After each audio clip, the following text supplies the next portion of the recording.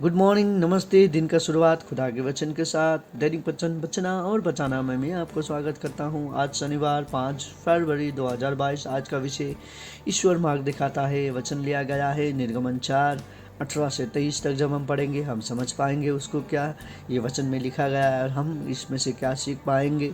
आज हम देखते हैं, आपने देखा होगा पुराने गिरजाघरों के छतों पर, दीवारों पर पुराने चित्र लगे रहते हैं। खुदावन के लोगों ने उसे बनाया, बहुत अच्छी तरीक़ा से बना के रखते हैं। जो कलाकार है उन्हें मालूम नहीं चलता था कि अंतिम जो भाग निकल के आता है वो किस प्रकार का दिखेगा, लेकिन वो काम करते हैं। जो उत्पादन तैयार होकर निकलता है वो उत्पादन कैसा दिखेगा वो कलाकार को भी मालूम नहीं चलता है।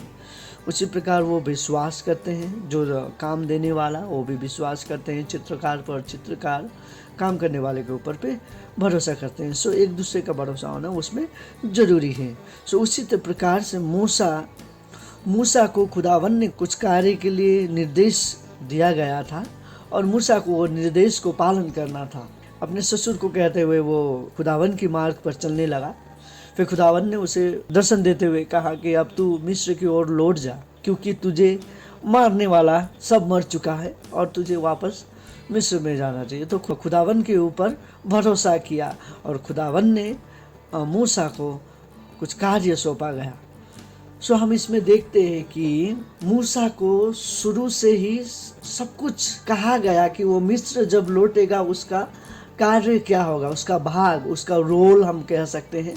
उसका रोल क्या होगा। हम कभी भी कुछ करते हैं, कुछ काम करते हैं, कुछ नाटक करते हैं, तो उसमें हमारा भाग क्या होता है हमें मालूम होना चाहिए, तभी हम वो भाग को अच्छी तरीक़ा से कर पाएंगे। सो उसी तरह मूसा को भी वो भाग सब कुछ खुदावन ने कहा और वो उसे समझ पाया। और उसी तरीक़ा से हम भी ये जीवन में आए हैं, हमारा सबका अपना अपना भार है और भाग है। हम कभी कभी वो रोल को नहीं समझते हुए हम कोई दूसरे के रोल में हम घुस जाते हैं और उसमें हम गिर जाते हैं, हम उसमें कामयाब नहीं होते हैं। लेकिन यहाँ पे हम क्या देख रहे हैं, खुदावन ने हमारे लिए सभी के लिए एक रोल चुन के दिया गया है। उस रोल पर जब हम चलेंगे हम खुदावन के मार्ग पर चलेंगे। मूसा ने खुदावन के ऊपर विश्वास किया, उसकी बातों पर विश्वास किया। रोल तो चुना गया है, लेकिन वो कहने वाला कौन है और क्यों कह रहा है, मैं क्यों विश्वास करूं, ये सब प्रश्न हम जो चमड़ी में हम बने हुए लोग हैं हमारे ऊपर ये प्रश्न आ जाता है, मैं क्यों उसका भरोसा करूं। ये देश में अच्छे तरीके से बैठ के मैं खा रहा हूँ पी रहा हूँ, मैंने नहीं जाना कहते हुए हम रह जाते नहीं। लेकिन खुदावन ने आपको नाटक के लिए आपके लिए कुछ भाग चुन के रखा है।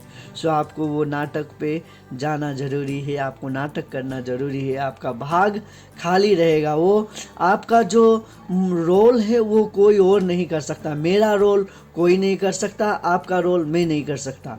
सो इसी तरीक़ा से खुदावन ने हम सभी को अपने अपने क्षमता के अनुसार हमारा रोल दिया गया है और उसको निभाने के लिए हमें खुदावन के ऊपर भरोसा रखना ज़रूरी है।